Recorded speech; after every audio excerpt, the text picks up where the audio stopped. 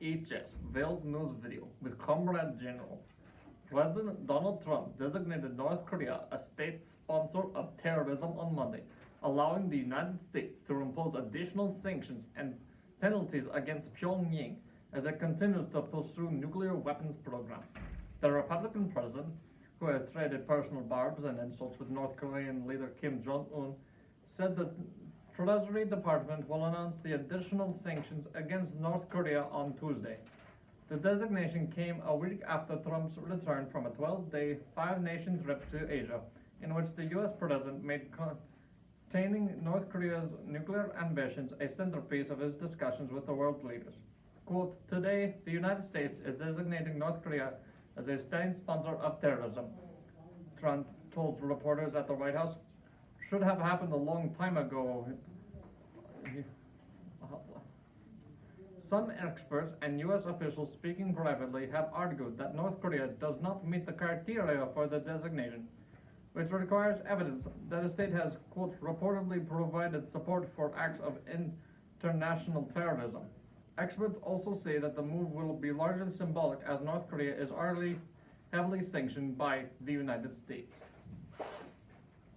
Iraq's Supreme Federal Court ruled on Monday, September 25th, Kurdish independence referendum was unconstitutional and the results void, strengthening Baghdad's hand in state-off with Kurdish region watched closely by neighboring Turkey and Iran.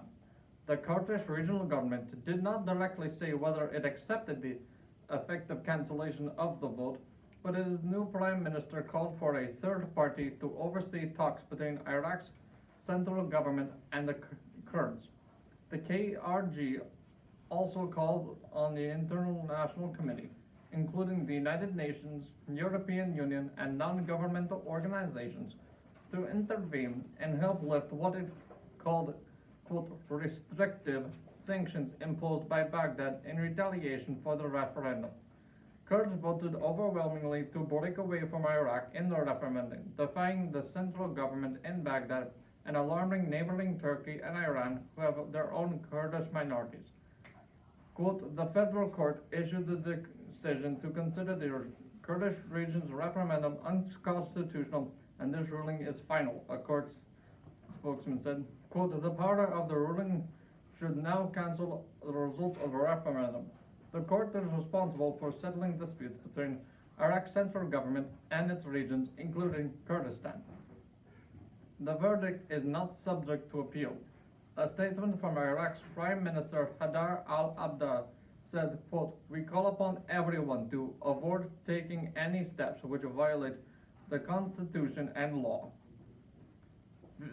This has been Comrade General with CHS World News Video, a subsidiary of CHS Broadcasting.